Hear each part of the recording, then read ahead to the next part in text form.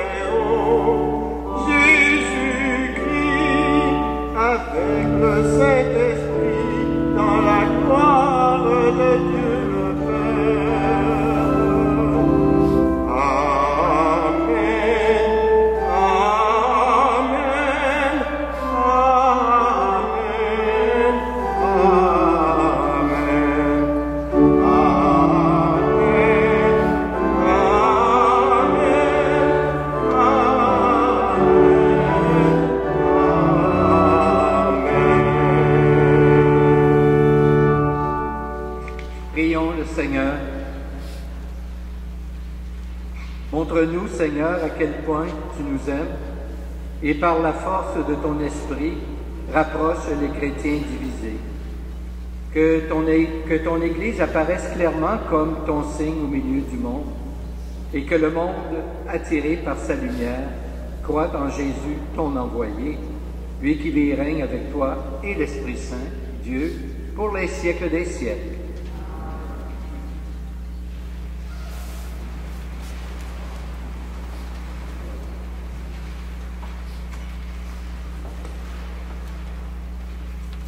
Lecture du livre de Néhémie. En ces jours-là, le prêtre Esdras apporta le livre de la loi en présence de l'assemblée, composée des hommes, des femmes et de tous les enfants en âge de comprendre. C'était le premier jour du 7e mois. Esdras, tourné vers la place de la porte des eaux, fit la lecture dans le livre, depuis le lever du jour jusqu'à midi, en présence des hommes, des femmes et de tous les enfants en âge de comprendre. Tout le peuple écoutait la lecture de la loi. Le scribe Esdras se tenait sur une tribune de bois, construite tout exprès. Esdras ouvrit le livre. Tout le peuple le voyait, car il dominait l'assemblée. Quand il ouvrit le livre, tout le monde se mit debout. Alors Esdras bénit le Seigneur, le Dieu très grand, et tout le peuple, levant les mains, répondit « Amen, Amen ». Puis ils s'inclinèrent et se prosternèrent devant le Seigneur, le visage contre terre. Esdras lisait un passage dans le livre de la loi de Dieu, puis les Lévites traduisaient, donnaient le sens, et l'on pouvait comprendre. Néhémie le gouverneur, Esdras qui était prêtre et scribe, et les Lévites qui donnaient les explications, dirent à tout le peuple : « Ce jour est consacré au Seigneur votre Dieu. Ne prenez pas le deuil, ne pleurez pas. » Car ils pleuraient tous en entendant les paroles de la loi. Esdras leur dit encore : « Allez, mangez des viandes savoureuses, buvez des boissons aromatisées, et envoyez une part à celui qui n'a rien de prêt. Car ce jour est consacré à notre Dieu. Ne vous affligez pas, la joie du Seigneur est votre rempart. » Parole du Seigneur.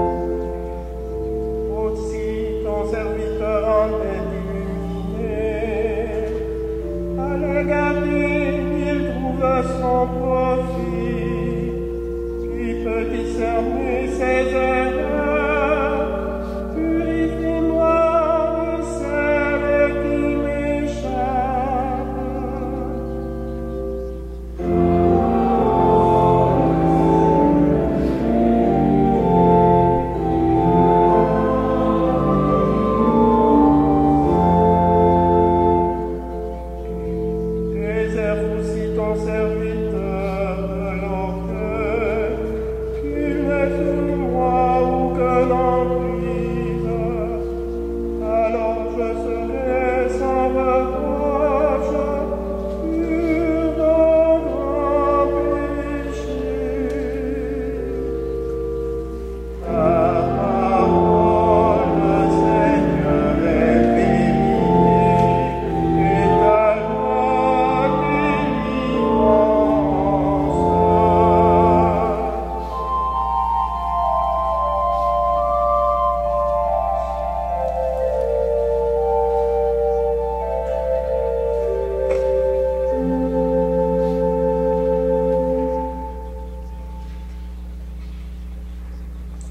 Lecture de la première lettre de Saint Paul, apôtre aux Corinthiens. Frères, prenons une comparaison. Notre corps ne fait qu'un. Il a pourtant plusieurs membres. Et tous les membres, malgré leur nombre, ne forment qu'un seul corps. Il en a ainsi pour le Christ.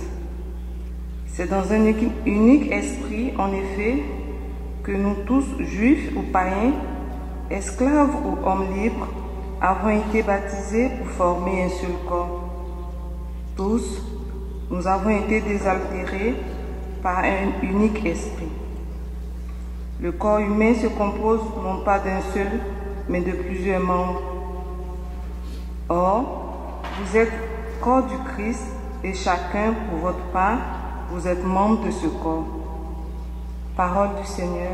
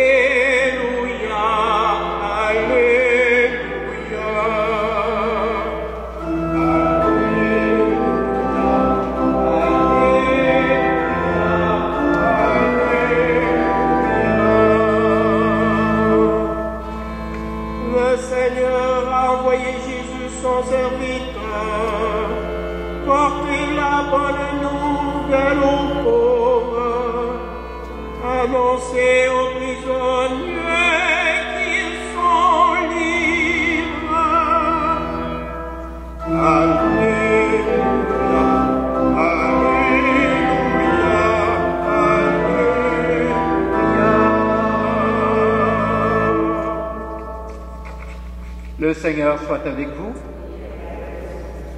Voici maintenant la bonne nouvelle de Jésus-Christ selon saint Luc. Gloire à toi, Seigneur.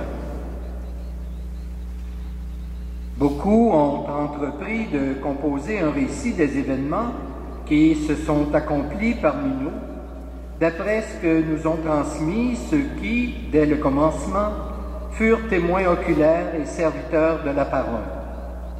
C'est pourquoi j'ai décidé, moi aussi, après avoir recueilli avec précision des informations concernant tout ce qui s'est passé depuis le début, d'écrire pour toi, excellent Théophile, un exposé suivi, afin que tu te rendes bien compte de la solidité des enseignements que tu as entendus. En ce temps-là, lorsque Jésus, dans la puissance de l'Esprit, revint en Galilée, sa renommée se répandit dans toute la région. Il enseignait dans les synagogues et tout le monde faisait son éloge. Il vint à Nazareth, où il avait été élevé. Selon son habitude, il entra dans la synagogue le jour du sabbat et il se leva pour faire la lecture. On lui remit le livre du prophète Isaïe. Il ouvrit le livre et il trouva le passage où il est écrit « L'Esprit du Seigneur est sur moi, parce que le Seigneur m'a consacré par l'onction. Il m'a envoyé porter la bonne nouvelle aux pauvres, annoncer aux captifs leur libération et aux aveugles qu'ils retrouveront la vue, remettre en liberté les opprimés, annoncer une année favorable accordée par le Seigneur. » Jésus referma le livre, le rendit aux servants et s'assit. Tous, dans la synagogue, avaient les yeux fixés sur lui. Alors il se mit à leur dire, « Aujourd'hui s'accomplit ce passage de l'Écriture que vous venez d'entendre. » Acclamons la parole de Dieu.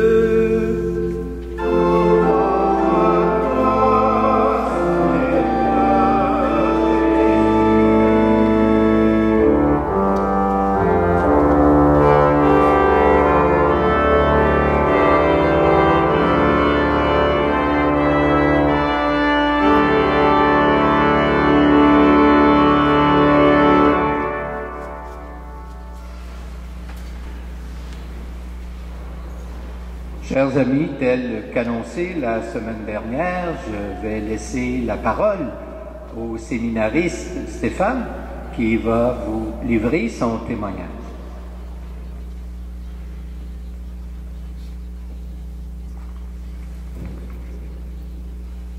Bonjour, merci de m'accueillir. Normalement, à ce moment-ci de la messe, c'est le prêtre qui prend la parole pour donner l'homélie, pour nous aider à accueillir la parole de Dieu dans nos vies. On va faire exception aujourd'hui. Disons que c'est exceptionnel parce qu'il y a un contexte.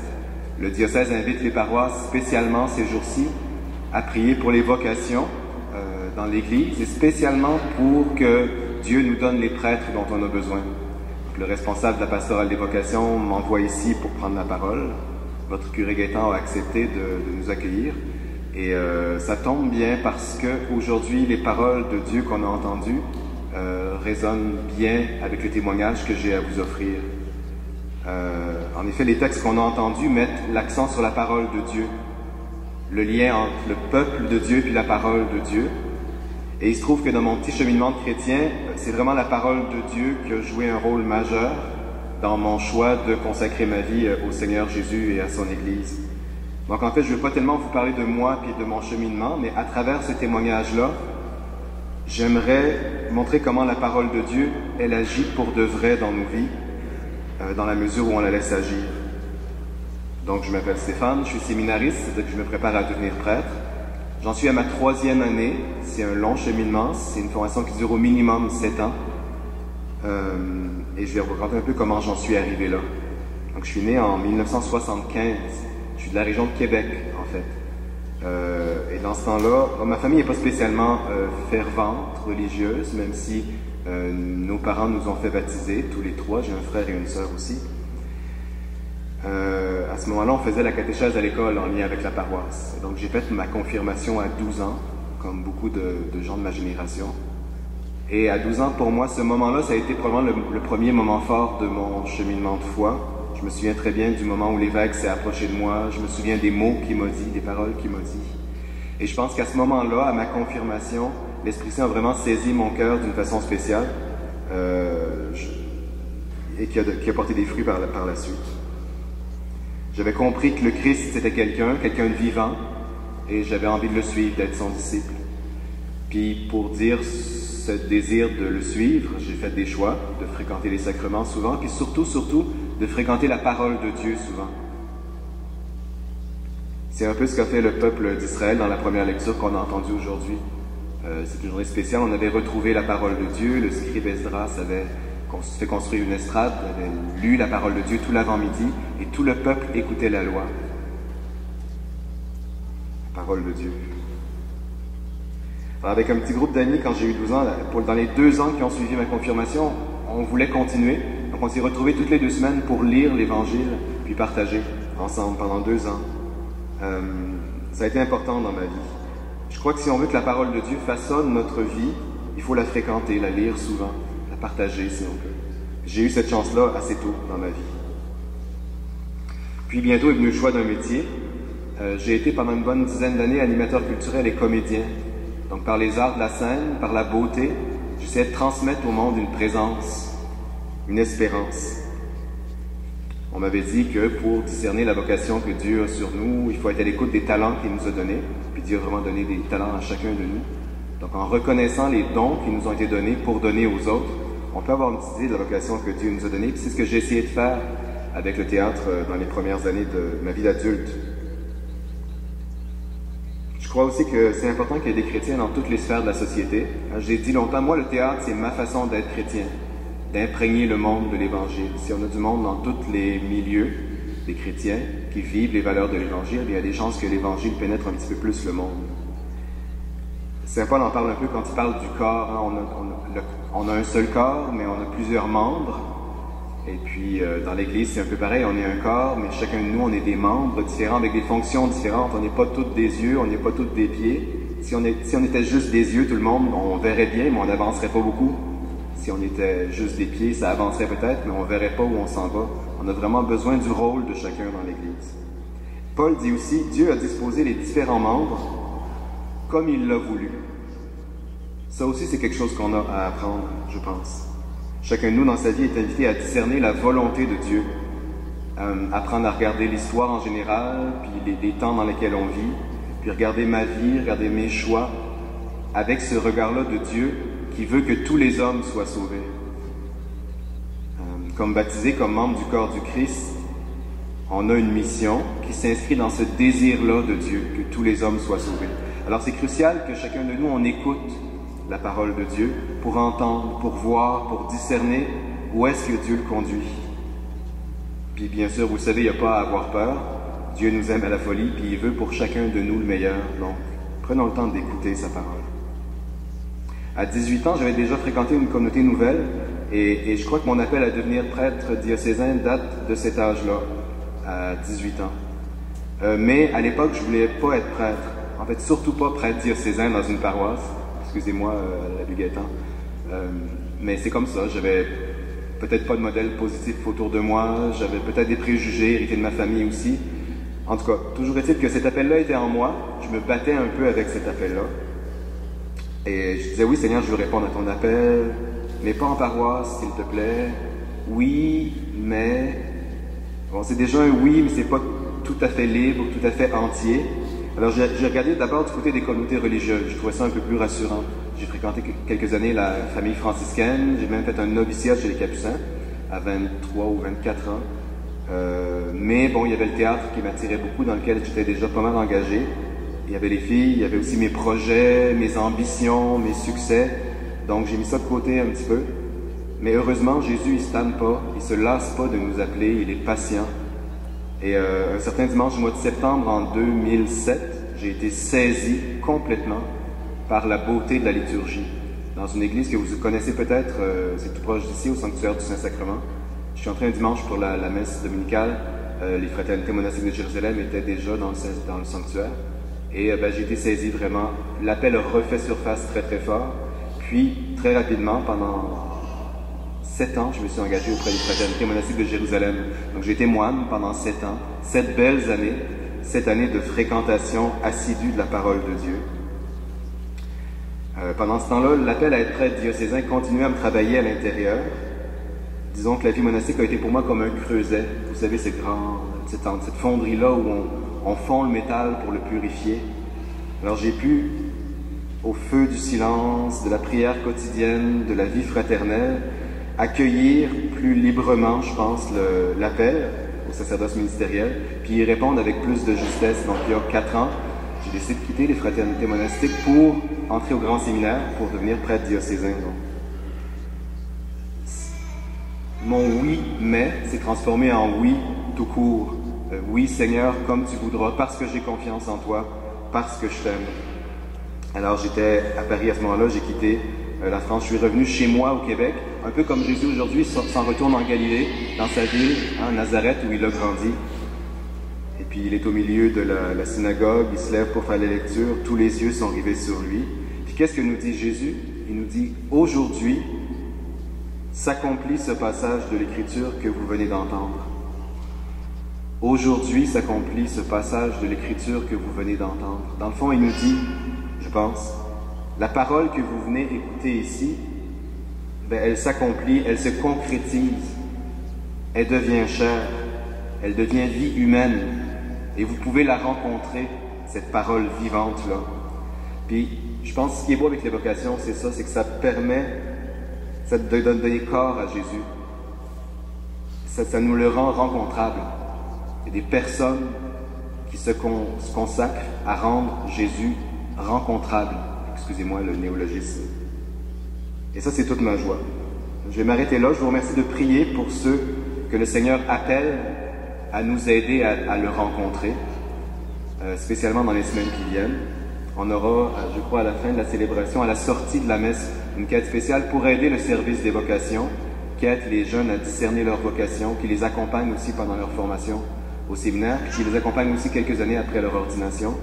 Donc, selon vos moyens, merci de pouvoir donner à cette quête spéciale aujourd'hui.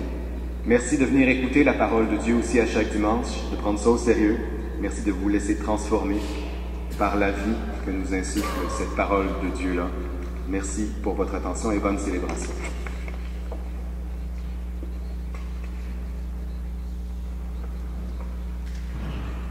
Alors, je remercie Stéphane pour ce témoignage et nous pouvons l'assurer de notre soutien et surtout de nos prières. Alors maintenant, nous allons nous lever et nous allons maintenant professer notre foi en ce Dieu qui veut que nous fassions corps avec lui. Je crois en Dieu, le Père Tout-Puissant, Créateur du ciel et de la terre, et en Jésus-Christ, son Fils unique, notre Seigneur, qui a été conçu du Saint-Esprit, est né de la Vierge Marie, a souffert sous Ponce Pilate, a été crucifié, est mort et a été enseveli, est descendu aux enfers, le troisième jour est ressuscité des morts, est monté aux cieux, est assis à la droite de Dieu, le Père Tout-Puissant, d'où il viendra juger les vivants et les morts. Je crois en l'Esprit Saint, à la Sainte Église catholique, à la communion des saints, à la rémission des péchés, à la résurrection de la chair, à la vie éternelle. Amen. À la fin de notre vie, seul l'amour restera pleinement.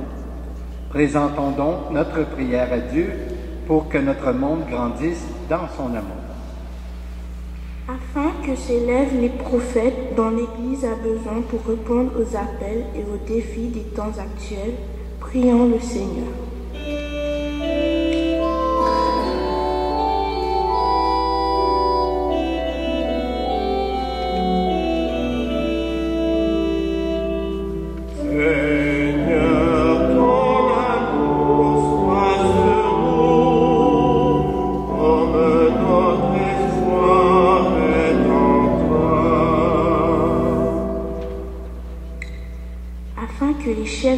Exercent leur pouvoir pour encourager la lutte contre le racisme, le respect des droits de la personne et la protection de l'environnement. Prions le Seigneur.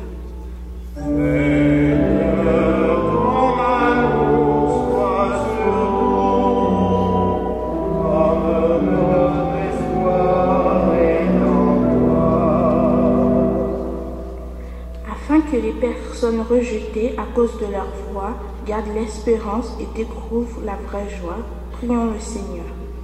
Seigneur, ton amour soit sur nous, comme notre espoir est en toi. Afin que notre communauté compte sur la force de l'Esprit dans l'accomplissement de son engagement social, spirituel et pastoral, prions le Seigneur. Seigneur, ton amour soit sur nous, comme notre espoir est en toi. Afin que les jeunes, comme par exemple réunis à Panama pour la Journée mondiale de la jeunesse, ainsi que les moins jeunes, à l'exemple de Stéphane, puissent vraiment entendre les appels que Dieu leur adresse et y puissent répondre avec générosité. Prions le Seigneur. Seigneur, ton amour soit sur nous, comme notre espoir est en toi. Dieu notre Père entend notre prière. Que se lèvent les prophètes dont notre monde a besoin pour relever les nouveaux défis qui se présentent à lui. Nous te le demandons par ton Fils Jésus-Christ, notre Seigneur. Amen. Nous allons maintenant recueillir vos offrandes.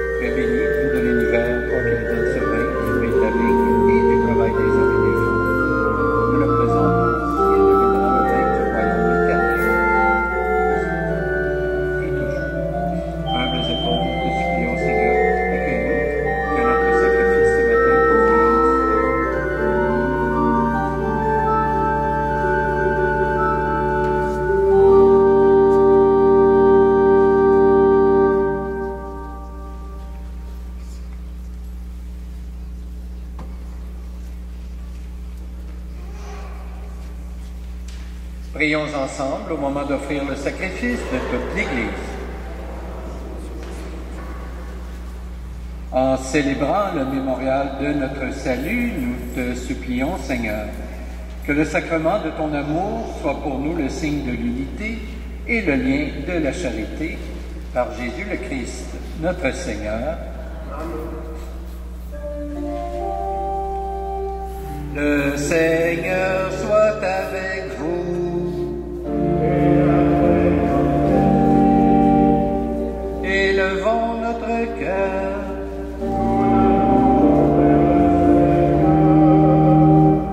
Rendons grâce au Seigneur notre Dieu.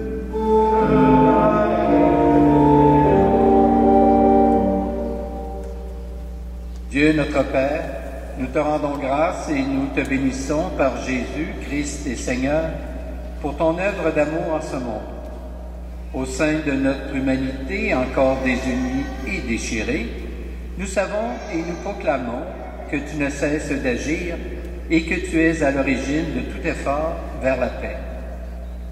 Ton esprit travaille au cœur des humains, et les ennemis enfin se parlent, les adversaires se tendent la main, des peuples qui s'opposaient acceptent de faire ensemble une partie du chemin.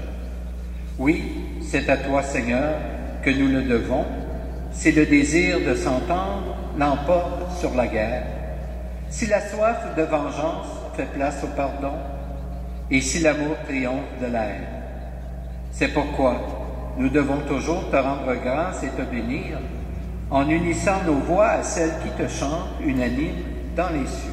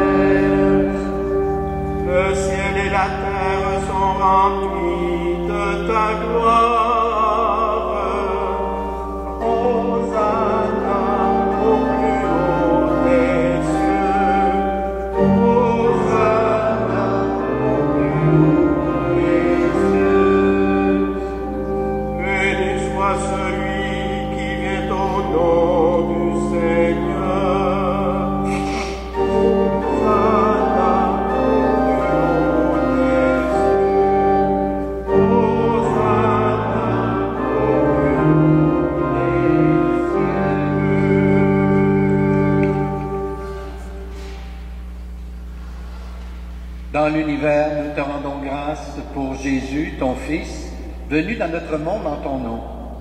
Il est la parole qui sauve les humains. Il est la main que tu tends aux pécheurs. Il est le chemin par où nous arrive la véritable paix. Alors que nous étions loin de toi, Dieu notre Père, c'est par lui que tu nous as fait revenir.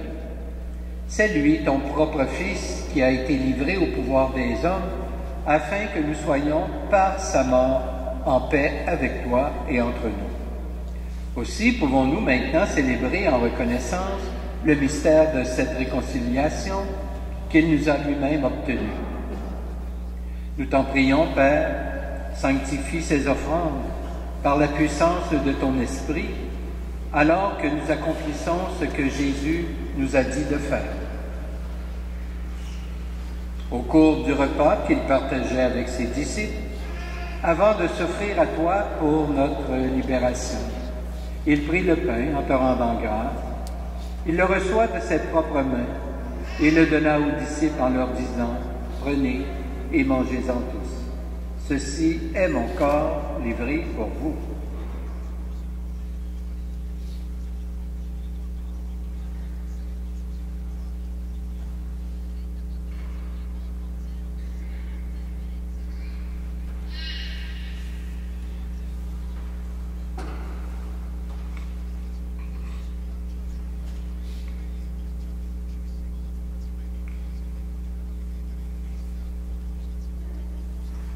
De la même façon, ce soir-là, tenant entre ses mains la coupe de bénédiction, il te rendit grâce pour ta miséricorde. Puis il donna la coupe à ses disciples en leur disant, « Prenez et buvez-en tous, car ceci est la coupe de mon sang, le sang de l'alliance nouvelle et éternelle, qui sera versé pour vous et pour la multitude en rémission des péchés. Vous ferez cela en mémoire de moi. »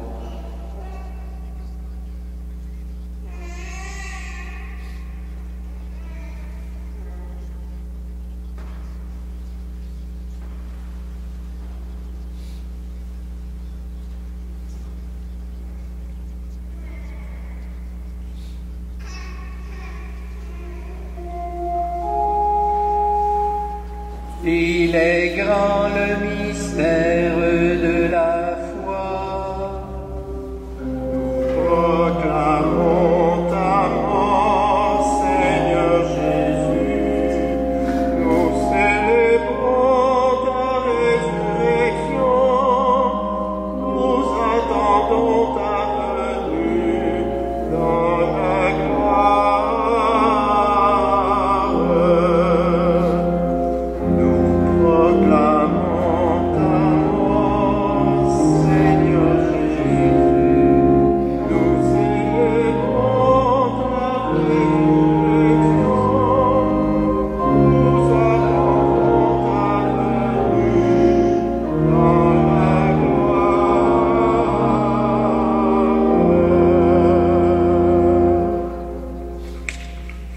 Père très bon, ton Fils a laissé à ton Église ce mémorial de son amour.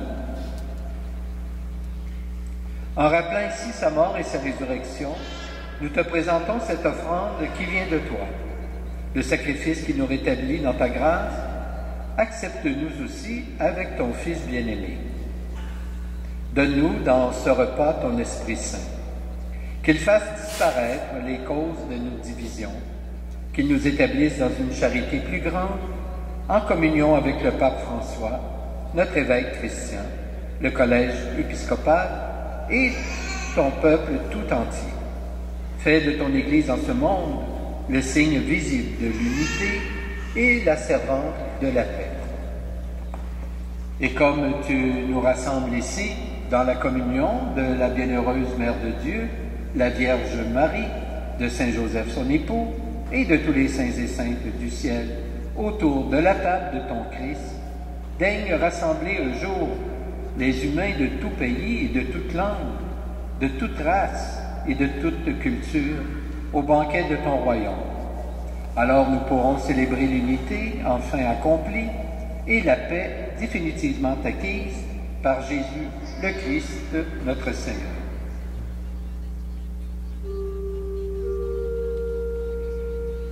Par lui, avec lui, en lui, à toi, Dieu le Père Tout-Puissant, dans l'unité du Saint-Esprit, tout honneur et toute gloire pour les siècles des siècles.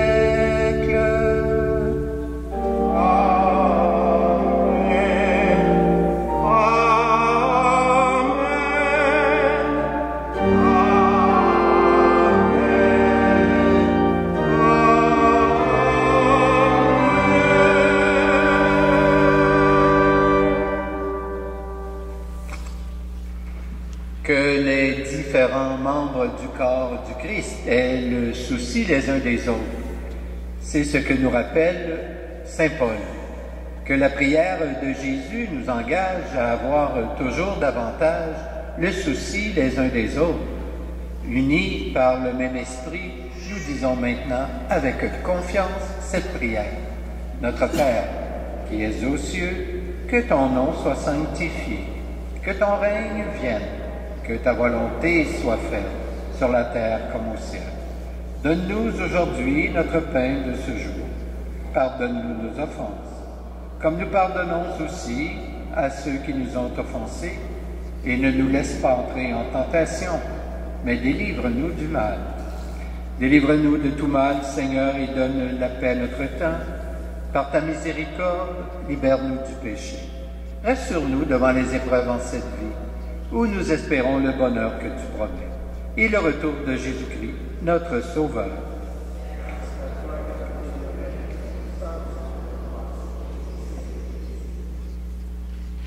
Seigneur Jésus-Christ, tu as dit à tes apôtres, « Je vous laisse la paix, je vous donne ma paix. Ne regarde pas nos péchés, mais plutôt la foi de ton Église. Et pour que ta volonté s'accomplisse, donne-lui toujours cette paix, et conduis-la vers l'unité parfaite, toi qui règnes pour les siècles des siècles. Que la paix du Seigneur soit toujours avec vous. Échangeons un signe de paix entre nous.